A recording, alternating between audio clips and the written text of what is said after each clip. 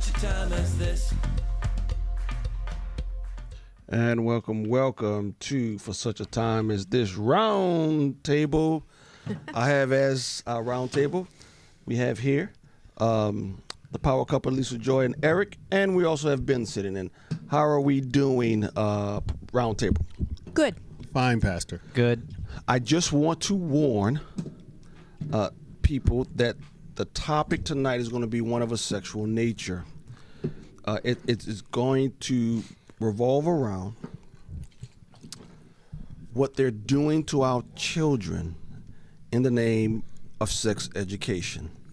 So if you have little ones in the room, by all means, we're not going to be vulgar.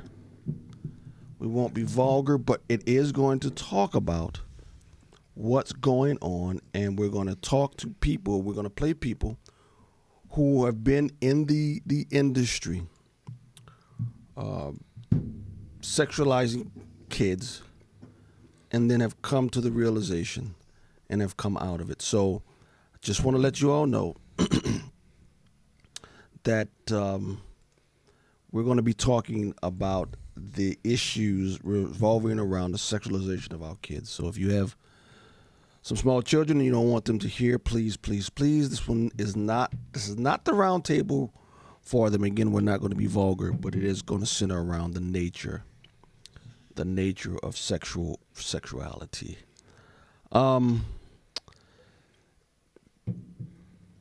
We saw last night at our church. Eric brought this in, and we looked at Mind Polluters. So what you're going to see is from a documentary called Mind Polluters, and we're going to actually use this documentary in our culture around the Palatine area in Illinois. We're going to use this to reach out to people in our community and reveal what the horror is surrounding this sex education. It's everywhere. The SEL, what is that called again? That's the social emotional learning. Social emotional learning. This is wicked. Now, we're not going to be able to get to everything tonight, but this is from the documentary, The Mind Polluters. No other scripture best fits in my arsenal. Isaiah 5:20, woe unto them that call evil good and good evil, that put darkness for light and light for darkness, that put bitter for sweet and sweet for bitter. If a church cannot call what we're going to show you tonight evil, then they're not a church by definition. We're going to use this to actually reach out to churches in our area and ask them to band with us in some sort of way in denouncing this as evil. And if they can't do it, we still got to figure out how. But if they can't do that on this, then shame on them, and maybe we should publicly call them an apostate church. I don't know. We'll figure it out. But as always, those who are out there on YouTube, give me a thumbs up. Let me know we're coming through loud and clear. Let me know we're coming loud through clear. Please, I appreciate it. All right, we've got several clips. We got 6 of them. One of them is really long, number 5. I'm going to have to break it up. But when I was looking at it, I couldn't stop because it was riveting. But before we start, let me get the panel's impression of last night. All 3 of you are there, including myself. We're going to look at some clips here. What is your impression of what we saw last night? And this is a hill we're going to take a stand on in the community. So who wants to go first? Ladies first. I knew of what the movie was going to talk about. I guess I wasn't prepared for what's the word I want? How evil the agenda is. And how the target is our kids. To undermine the family in such a way that parents don't know what's going on. And I probably shouldn't be surprised because this has been going on for a while. And I find myself even in the last 24 hours, connecting what I heard last night to things in my own experience, not just with my kids in high school, but things that happened to me and my sister, and the things that I have experienced over decades. I've been able to connect it. And I thought, wow, if I had even thought this way, I had one of my kids beg me to homeschool them. I have so much regret about not doing that. And as a single parent, it would be a challenge, but there are ways to do it. And I would have, if I had known the risks and what was at stake at this, I would have done it. You know, you look back and your hindsight is 20/20. So I'm trying not to kick myself too much about it, but I have a lot of regrets. And thank you, Kim, and thank you, Vicky, for the thumbs up. Anyone else before we get to these videos? Yeah, I saw it about a month ago, and it was about a month ago, right? Yeah. I had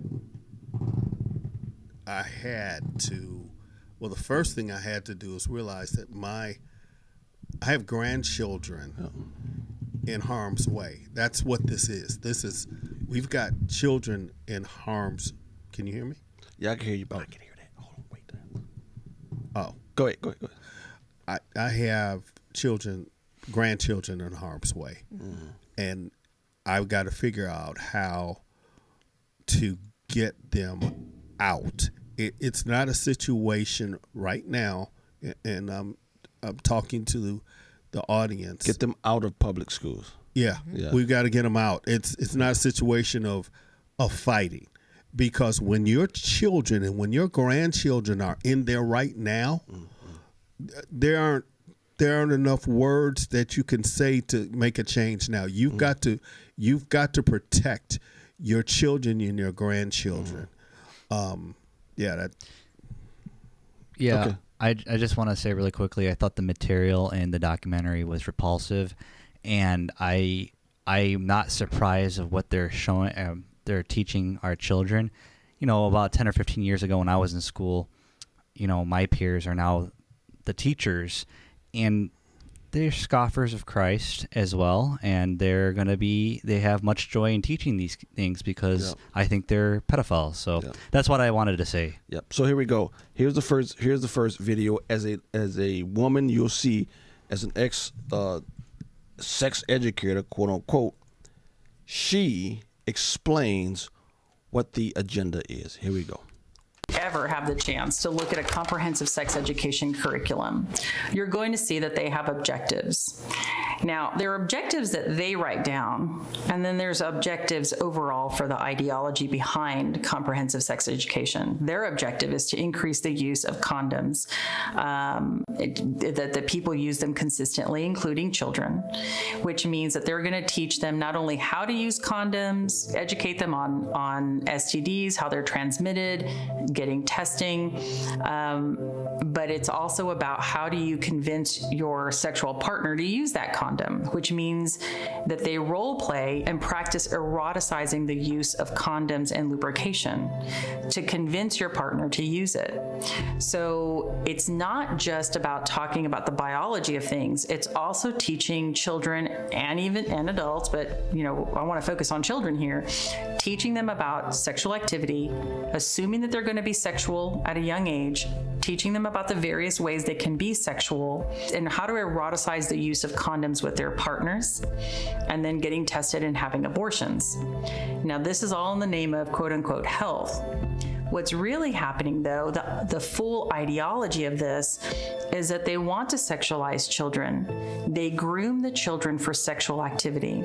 Monica Klein is founder of It Takes a Family, a nonprofit dedicated to restoring the roles of parents in the family. She worked as a comprehensive sex educator for 10 years, first interacting with the homosexual and transsexual communities. Soon, she found herself being trained by and working for Planned Parenthood, going into school classrooms as a comprehensive sex ed teacher. But she wasn't trained to teach abstinence. She was trained to teach kids how to have sex, get tested for disease, and where to go for the inevitable abortion. If I could sum up what it was like to work in that industry, we talked about sex all the time, including lunchtime. It was just something that we became very desensitized to. Now, when I first started, they provided me with my training about STDs. They also recommended that I learn how to share this message with children. And they recommended that I speak to Planned Parenthood for that. And they were just across the street from our office. So I was invited across the street to Planned Parenthood, where the director of sex education for the Austin area trained me on how to share this message with children. And she was a woman from the community. And so people really trusted her as well. She was older. She just looked like a really sweet grandma, to be honest. And so she sat me down and made the case of why this was important to share this message with children. And so she let me know that there was girls as young as 10 coming into the clinic for abortions. They had STDs. And that really shocked me, because in all honesty, when I was in middle school or high school, I was not sexually active. So I couldn't believe that girls as young as 10 were sexually active and that these things were happening to them. So I quickly asked her, I said, all right, you've convinced me this is a really real problem. Teach me how to teach these girls how to avoid sex, how not to have sex. And she reached over and patted me on the knee and she said, no, dear, we're not teaching them not to have sex. We're just going to teach them how to do it safer.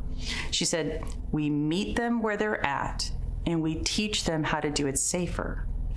So if you are talking to these girls and they're telling you that they're sexually active and you tell them not to have sex, you're judging them. We teach them how to do it safer.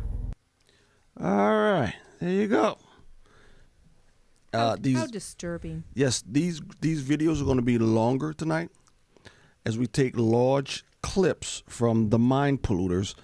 The link to the full-length documentary is there. I think it's actually the IMB, which I'm sure you can get the Mind Polluters off of that. But there you go. Sweet Grandma is going to encourage.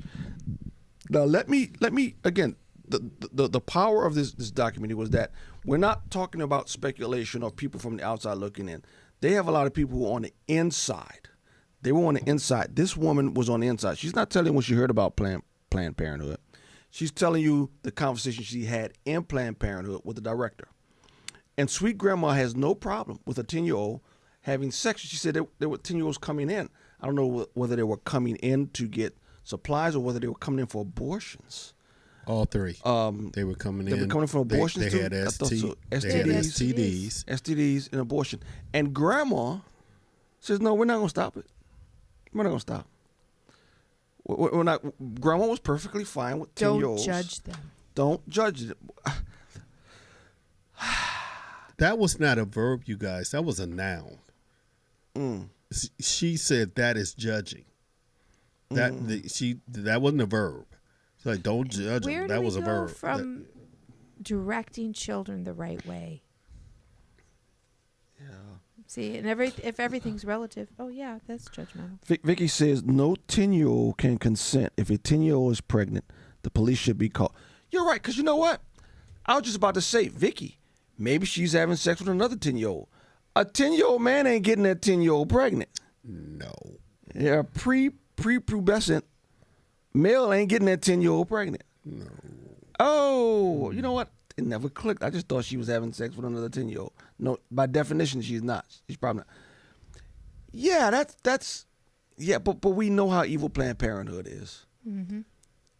And the problem is nothing is being done about Planned Parenthood and what they do. But here's one of the things we get out of it. I've known this for a long time, but here's, if nothing else, people get out of this. This is the one thing I want people to get out of this. This is not happening because people are incompetent. Mm-hmm. This is not happening because people are ignorant. This is a plan. Mm-hmm. They're doing this on purpose. They are transforming our culture by doing this. And this is evil. And here's what I want to say. If your church isn't strong enough to stand up against this and publicly stand up against this, then you need to go to another church. You should not be comfortable. If you're comfortable in a church that is not willing to call this evil, you may want to look in the mirror. This next clip is how they sexualize children in kindergarten, starting in kindergarten. They use cartoons to sexualize kids. If you're watching cartoons, you shouldn't even think about sex. Right. This is evil. And if we can't understand, one, that this is purposeful, two, this is evil, something's wrong. They use cartoons to do this to our kids. Look at this. How will I know that I'm ready for sex? Well, there's almost never a perfect way to know. There's just so many factors, like your age, desire, emotional maturity, and what do you even know about sex? So, a good way to know if you're ready is to start asking some hard questions like, why do I want to have sex? What do I expect from my first time? And is it realistic? Do I know how to protect myself from unwanted pregnancy or STDs? I have the experience of being a sex educator. I was the one that would go into the schools and talk to the kids about sex.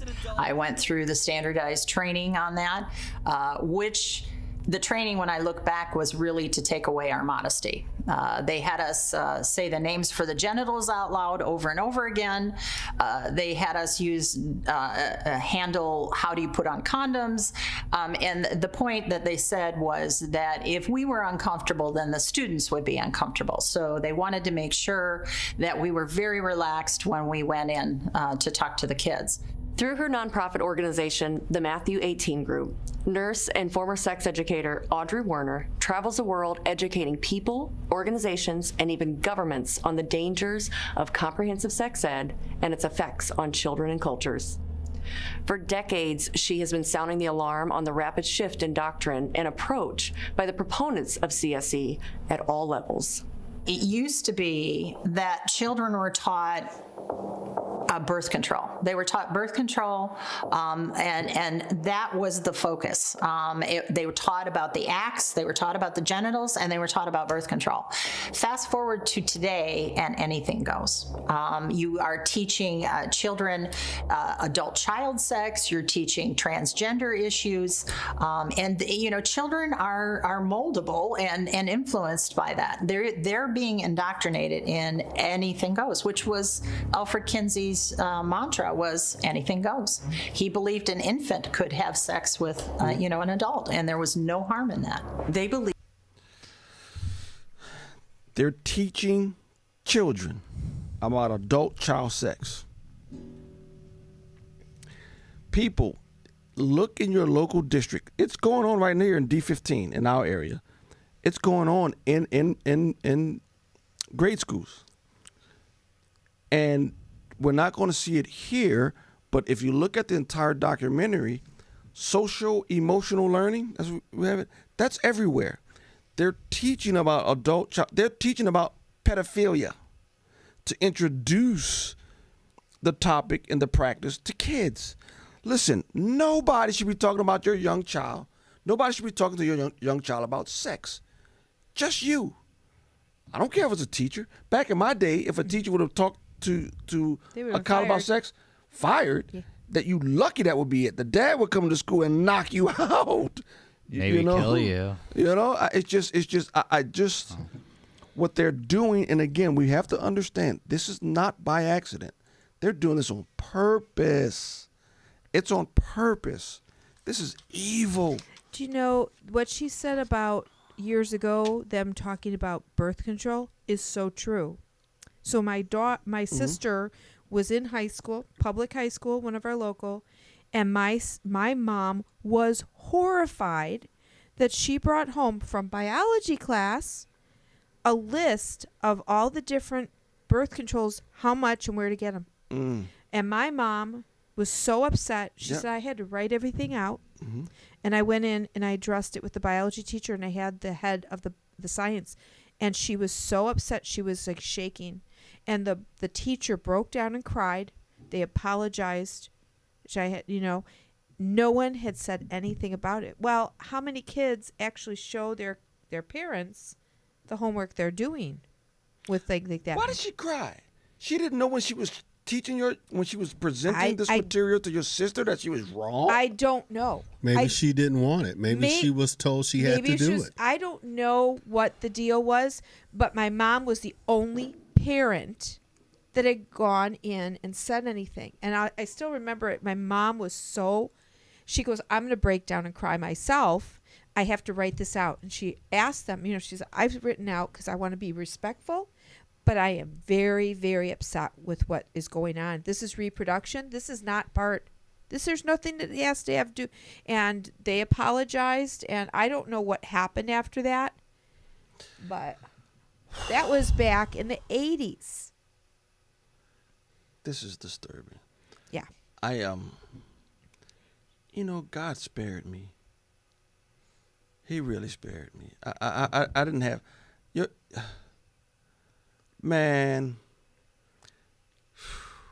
The churches have to speak out against this. Mm-hmm. Christians, we have to speak truth into the culture. This is ridiculous. So again, when we do this at our church and the culture, I wonder if parents know this, the ideology and what they truly believe. They believe that kids are sexual from birth. That your kid, while in that crib, is a sexual being who should engage in sexual acts. This is unbelievable. Here's the third video. I believe that children are sexual from birth and that they deserve and have the right to be sexually active and to seek sexual pleasure. And if anyone is stopping them from that, then you are judging and oppressing them. They actually believe and have in their literature that children have sexual rights. So when we talk about human rights, there always has to be an oppressor. In this case, who is the oppressor of children who are trying to keep them from having sex? Who in all of the world would try to stop and keep children safe from sexual activity? It's the parent. So by saying that children have sexual rights, and which then assumes there must be an oppressor, that oppressor is the parent. That leads into what Planned Parenthood taught me of just in the 10 years that I worked with them, is that parents are a barrier to service. Those are not my words. Those are the words of Planned Parenthood. She just told you what Planned Parenthood thinks of parents. Mm-hmm. She just told you what Planned Parenthood thinks of parents. Your barriers to your child. They think your child from birth should be full sexual beings.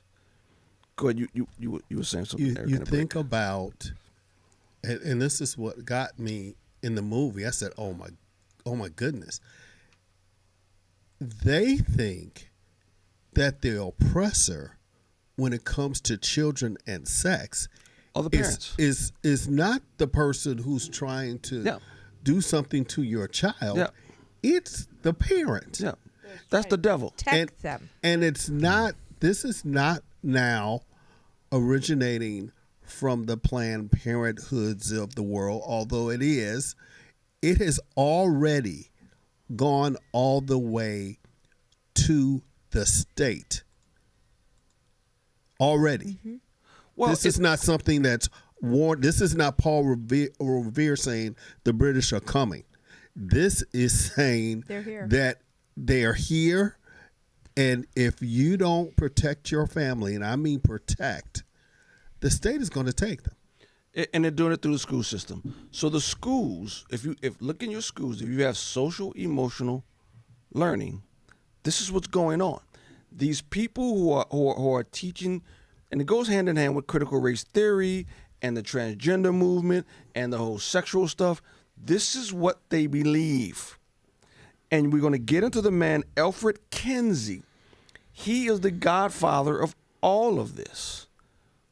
And this is what they believe. I wonder if people know what they believe. Do they truly believe this? Because they'll tell you one thing, but they believe the next. So all of this comes from the godfather of perversion. Well, he's not the godfather. He's the lieutenant. The godfather is the devil. Mm-hmm. But this dude here is one of his lieutenants. Here he is, ladies and gentlemen, Alfred Kinsey. Indeed, the fundamental pillar of the entire comprehensive sex ed industry is built on this propagated lie that children are sexual from birth. But where did this notion of child sexuality even come from? Who planted this poison seed in the hearts and minds of an entire generation? Well, that distinction goes to one of the greatest scientific frauds in American history, a man by the name of Alfred Kinsey, professor at Indiana University.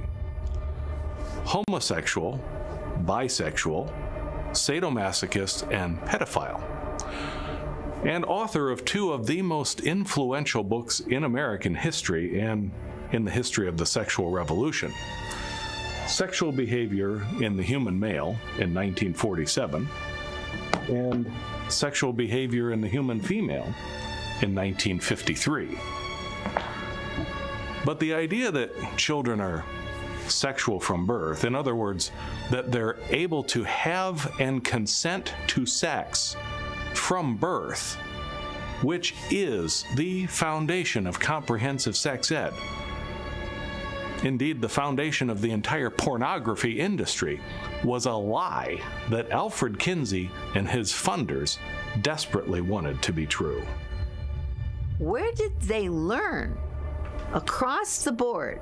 That would mean that was across the country, that, quote, children are sexual in birth, which justifies rape. Justifies raping children by an adult who is within certain number of years of the child, and or by another kid. Dr. Judith Reisman spent over 40 years of her life researching Alfred Kinsey and exposing his fraudulent science after her own daughter was abused by a neighbor boy at the age of 10. She discovered that the fraudulent science of Alfred Kinsey had infected every part of American culture and was rapidly accelerating through the widespread acceptance of the pornography industry. Judith published a book in 1990 titled Kinsey, Sex and Fraud, which drew national attention and fierce opposition from the media. They then attacked her book because she was saying to sexualize kids, or to believe and to think and to teach that kids, while lying in the crib, are sexual beings and deserve to be and want sexual desires. When she wrote that, they attacked her. They attacked her. Woe to those who call good evil and evil good. This, ladies and gentlemen, this is what's going on in schools all over our country. It's here in Illinois. And one of the things I was looking for, you ever heard of sleight of hand, illusions? They tell you to look at the right hand while the left hand is already doing what they want. Mm-hmm. We were looking for the sex ed bill that Pritzker, our governor, the comrade number one in Illinois, passed this sex ed bill, and districts could either accept it or opt out. And we were waiting for that bill to see if they would accept the sexualization of our children. That was the right hand. The left hand, social emotional learning, was already there. Mm-hmm. It's already there. Yeah. Let's take what a fake. I didn't know about this guy Kinsey's Me neither. books. So we're talking about books that were written in 1948 and 1953. And I just looked at this. You know what PubMed.gov is? Mm. I mean, because I do, health-related business, there are a lot of research and tests and things like that. So if you look up the book, the first one, Sexual Behavior in the Human Male, that was 1948, mm-hmm. They have all of this documented on the PubMed government website. They have him down, full length, showing details, NIH. National You know what that Institute is? of Health. National Library of Medicine. Wait, what I'm saying is documented government websites. Yes. Reference this book. Oh, references the book. Okay. So this has been in play, Yeah. and it looks Right. like they put it in this as of, I'm not sure if this article and these things were posted on PubMed.gov in 2003, but they've been doing this all along. Yeah. And using it as backup. Yes. While we are not paying attention. This is the ideology that is of the sexual revolution. This evil, evil, evil man. And so you have this Miss Judith here who goes on Donahue way back. And I started looking at this, and I went too long. I didn't have the heart to break it up. What year was that she on Donahue? You know, that's a good question. In the 90s. I thought it said 1990. Oh, no. But what time did... 90? When did That's what it said in the documentary. Oh, okay, 90s? I thought Donahue was in the 80s. 1990. So was what, the Oh, it was year. 1990? what year did... 1990. So my question is, what year did Kinsey die? Last year. No, she died. She Judith. died last year. Kinsey. Kinsey. Yeah, I don't know. So I'm wondering if he was even... She said that he died of some type of Oh, yeah. sickness way before. Oh, he did.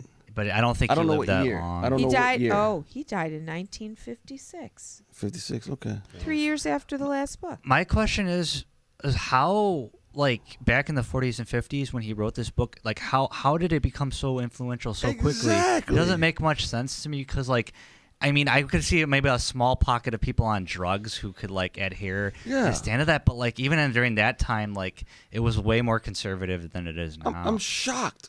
But, you know, in the academia world, foolishness obviously was running wild. Since then, Yeah. you know, it's unbelievable.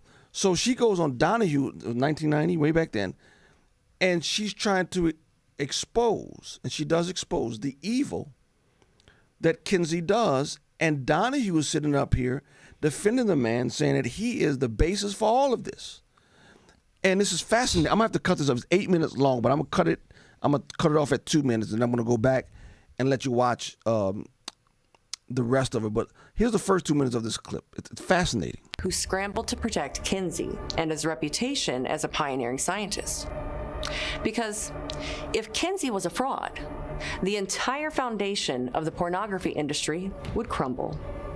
But I don't see the point. Kinsey was to sexuality what Freud was to psychiatry, what Madame Curie was to radiation, what Einstein was to physics. Comes along this woman with a book saying, holy cow, E doesn't equal MC squared. We've based an entire generation of education of sexologists on Kinsey, and Kinsey was a dirty old man. He had become the model for human sexuality education.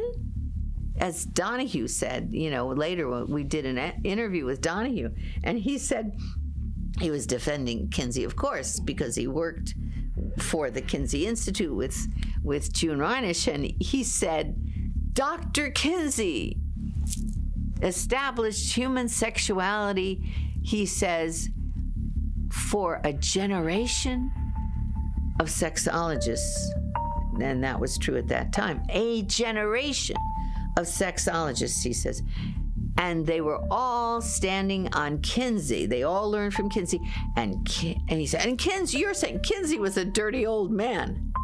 And he was. No, he said, no, he wasn't. He wasn't. He was married. He was a respectable guy. You know, monogamous marriage, which turned out to be a bunch of bunk. Mm-hmm. You know, he was a homosexual, bisexual, who engaged in sadomasochistic activity, which essentially wiped him out. He died of orchitis, which was associated with doing damage to your organs. Yeah.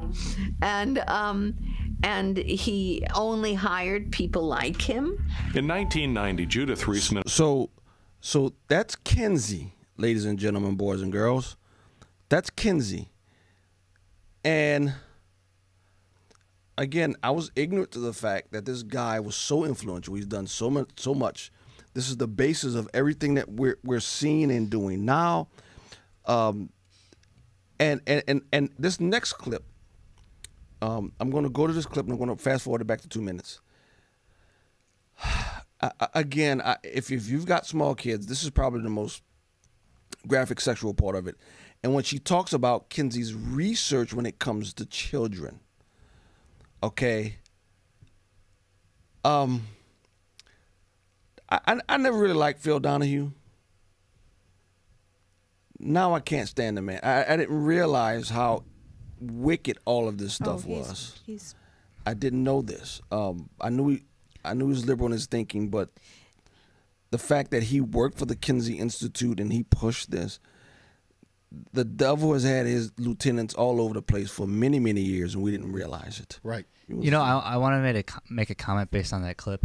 You know, in the college or academia system, people are just so narrow-minded. It's like there's no independent thought anymore. And she said all these people learned from Kinsey.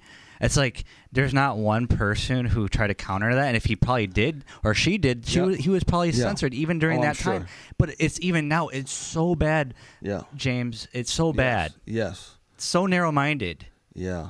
The devil is using groupthink. He's using groupthink. So this one is pretty long. It's 6 minutes long. It's about 6 minutes long. I'm going to have to take it and forward it to 2 minutes. But what you're going to see is Miss Judith on the Phil Donahue show trying to show them that what you're calling research, just to help you out, they're saying they took these kids and they showed that kids are, how can I say this? Forced masturbation on kids, and that that proves that these kids were sexual from birth. And I'm thinking, how the heck do you observe masturbation of kids and it not be a crime? Now apparently there was some. I was talking to Abby earlier today, and I think the pedophile studies were done in Germany. And they were taken from Germany because she's familiar with it. But even in Germany, this is, again, if you have kids, please. No, but that wasn't what they said about this. They said it was from jails. In Germany. Was it Germany? Some of it was. No, when they just... ask him, oh, these guys are in jail, he says, no, they're not in jail. So some were, it seems like some were not. They were in jail. In other words, they used to be in jail. They weren't presently in jail. No, he asked them. I'm assuming these guys are in jail, and he says no. You'll see it. He asked them, and they say no. So, look at this. This is heartbreaking. This is infuriating. Also, just to clarify, I don't think these babies and toddlers were masturbating. No. Say it again. I think they were being masturbated with. They were forced masturbation. They were actually. Remember, these were males. So think about it. A prepubescent male can't. Again, if you got kids, they were doing things to these kids. Yeah, they were doing things to these kids. But the prepubescent male can't ejaculate. Right. So what were they considering masturbation? Crying. So as they were crying, that's what they were considering.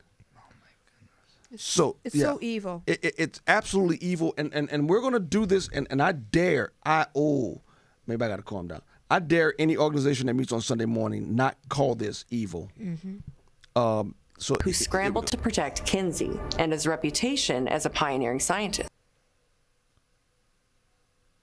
That led Kinsey and the whole world to begin.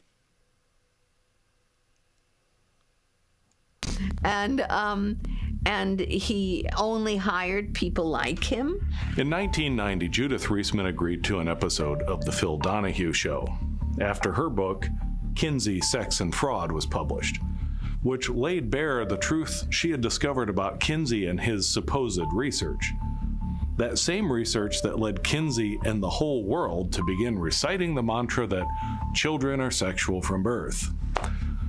Dr. Reisman noted in her book the facts that Kinsey himself had put on full display in his books that had been overlooked or ignored by seemingly everyone up until that time, that Kinsey's researchers included an inordinate number of self-confessed as well as convicted pedophiles who conducted experiments on children and babies by torturing and molesting them for up to 24 hours at a time.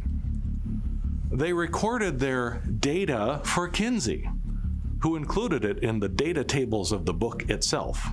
Clarence Tripp, who was Kinsey's official porn photographer for his books and research, confirmed Kinsey's researchers were indeed pedophiles.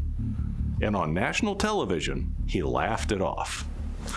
He also lied when he denied that Kinsey's data on child sexuality was pulled from imprisoned pedophiles, as his 1998 interview for the documentary film Secret History, Kinsey's Pedophiles, revealed that, by his own words, imprisoned child molesters were used as reliable scientific sources. Judith Reisman had pointed out the truth about Kinsey and his fake science that had been on full display by Kinsey himself from the very start, that sexual from birth was a lie that Kinsey and his team had fabricated, documenting child torture and rape to come up with the fake data that supported their claims. Oral and manual techniques were used on the children. Now, Phil, I'm going to say that once more. I'm going to say that once more. And if I'm wrong, let them sue me. He said oral and manual techniques were used on those children. Yeah, what American is going to defend that? How does C.A. Tripp respond to that? She's talking about data that came from pedophiles, that he would listen to only pedophiles who were very careful, used stopwatches, knew how to record their thing, did careful surveys. And these she resents very much, but they're very important. So he interviewed people who were known criminals. I assume, were they in prison at the time? Oh, certainly not. But they were, in her sense, criminals because they were pedophiles. But they were trained Oh, in her sense, observers. They were criminals because they were pedophiles. They're raping children and they're not criminals. You're going to defend Nobody that. was raping children. What they were doing. What do you call sexually, manually, and orally abusing a baby, and you're a bloody pedophile? And as for... All you needed to do was to put on the screen or show him in the book the so-called tables 30, 31, 32, 33, and 34 in Kinsey's book, Sexual Behavior in the Human Male. Table 30, a 2-month-old baby is being used in this. A 2-month-old baby. His comments at the bottom that, and his comments throughout, well, we got this many orgasms from these little, he doesn't say little, from these subjects, yeah. But a lot more, we could have had a lot more, if we had more time, right? And you look at the document, and that's 30, and then 32 and 33 were the times between orgasms, times between 30 seconds here, 2 minutes there. Timing. They're timing these babies. They're timing these babies. And then page 34, which blows everybody's mind, and that's the one we had with Donahue. That's the only one he showed because he didn't want to show any of them, We made him, I made him show that. Where are the tables, Phil? Please. What do you want the tables? Put up the tables. Let the people see them. This will make your point, will it? The tables show the number of orgasms in humans, males, I assume, 5 months to 4 years. You've got 2 months old, 5 months okay? You've got one child allegedly having a climax. Where are those tables? So you've got 24 hours around the clock, 26 orgasms in a 4-year-old. Wait a minute. You want to tell me, where are those tables? Show them, Brian. Where are the tables? Yeah. Well, we're going to show them. There. Now, All right, read it. what is the point? You what is tell your me point? what is the point. 5 months old. What is it? I can hardly read it. What's next to that? Number of orgasms. Oh, number of orgasms, 3. Go down to the 4-year-old. You see the 4-year-old there? Yeah. There, bottom one. Yes, 4-year-old, 26 orgasms in 24 hours. Tell me, Phil. Does a baby sleep? Tell me, Phil. So a 5-month-old in this table, right? And then to a 6-month-old, an 8-month, whatever, all the way down to a couple of kids who were 4. A 4-year-old who had, he said, he had up there 26 orgasms in 24 hours. Now, there were several children that were timed to 24 hours. Now, anybody with half a brain says, wait a second.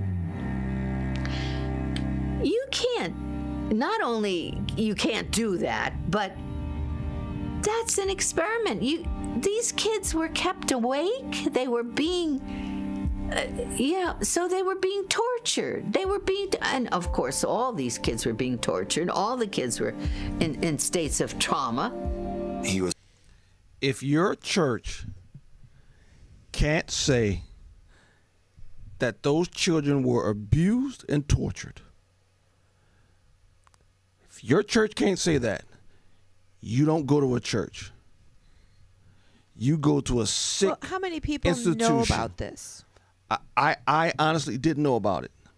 You knew about this? No, I did not. I I'm didn't saying either. Abby did, but here's the thing, I'm not in the realm of the sexuality, and I'm assume, as ignorant I was, a lot of parents are ignorant. Yep. That this is what's behind the social emotional learning. Yep. This is what's behind what's going on in your school your schools. Everybody who's part of this quote unquote sex ed, everyone who's part of Planned Parenthood, look to Kinsey as the godfather of all this stuff.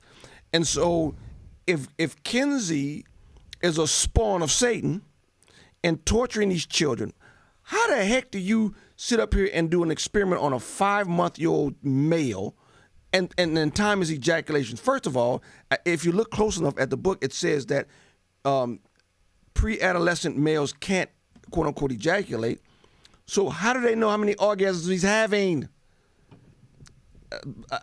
It seems from what I understand is when he starts to cry, they call it an orgasm. No, anyone he's that's in pain. Yeah, anyone Yes, that he's in sits and pain. does that with a child Sick. is sick and evil. Sick. And I'm sorry. And if you can't call that sick, something's wrong with you. And why was like Judith the only one who was zealous and passionate? She was like the only one in that show. Ben, where are the pastors? Yeah, where are the pastors? Where are the pastors? Like, where are the congressmen and the senators? yeah, this should Where cause are they? anger.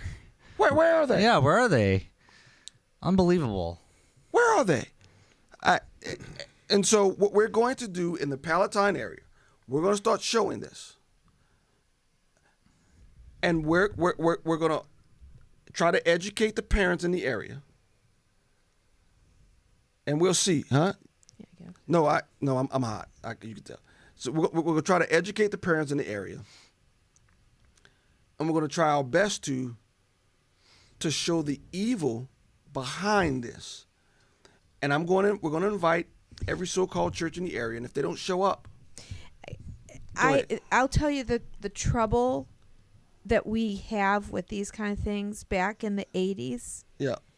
When I was so vehemently, I was so passionate about telling people what was going on in the abortion industry because people didn't want to know. Mm-hmm. They think if they don't see it and they don't know it, they're happier. Mm-hmm. All right. And that's the problem we're having. Yeah, ignorant. So what do you say to people that are going, why are you bringing all this, we're not supposed to be talking about this. We're not supposed to be talking about this while the kids in the public schools are being sexualized and groomed for sex under 10 so that pedophiles can have them. Yep. There is a correlation. This is a comprehensive plan that they have. Yes, it's not by mistake. We can go all the way back to CRT and the things we were saying about BLM and what we discovered about BLM, and that was that it was founded in Satanism. Mm-hmm. But one of their this is founded in Satanism too, Eric. Yeah, well, I'm sure. It's got to be Satan. But one of their basic tenets were they were against the family. BLM they want to was destroy against the nuclear family. They want to destroy the family. Yes. And that is exactly what they are getting the state to do. Yes, via the public school system and via this SEC. Yes, social emotional learning. Look it up. Yeah, and SEL. I'm sorry. Let me also point out that something that was in this movie, for those of you, because I was one of these people, I'm getting out of Illinois and moving to another place. It's everywhere. Yes. So if you think you're leaving a blue state for a red state, what was that? They said Utah, which is a very the first lady was in Texas. Yeah, but they were talking about wasn't it they were talking about the school system in Utah, and Pete had no idea. Conservative area. So this is everywhere. Everywhere. This is subtle. Well, They don't want you to know. You know. I don't know if They it's want to. They hide it. They hide it. Do not and this want happened. to. Kindergartners, people. Kindergartners. And so, again, the one thing I did like about the strength of this documentary, again, they're not telling what they heard. They brought in people who used to work for Planned Parenthood, who will work as sex educators, who are telling you, who are spilling the secrets of the trade. And we're this is, I'm about to show you the final clip, 6 clips. It's more than this. It's more than this. But again, churches have to be. You talk about salt and light. If your community is doing this, and you can't be so light in that, boy, there's a problem. I think it's even before kindergarten, because there was stuff being talked about a couple years ago about Evanston and even some of the preschools and pre-K using things that were explicit. And I remember being on Facebook with a friend who doesn't live in Illinois, and they lived in another very, Democratic and liberal area. And she's, oh no, my friend's an educator. She knows what's going on. I go, no, you don't know what's going on, because it's happening with our toddlers in Evanston. Yeah. It is. And this is sin. Christians, we need to call this sin. It is sin to sexualize kids like this. This is child abuse. This is evil, and it's purposeful. They have a plan. And you know what? What is contingent? Their plan is contingent upon people saying nothing. Exactly. They want us to be silent. Be silent and let us have the children of the culture. Let us sexualize them. Here's the last one. One of the things that my mentor told me at the very beginning is that the children are going to be inhibited to talk to me about sex. So she's admitting that children are modest, and children are. They are modest. And they are nervous about talking about sex. So she's admitting that to me.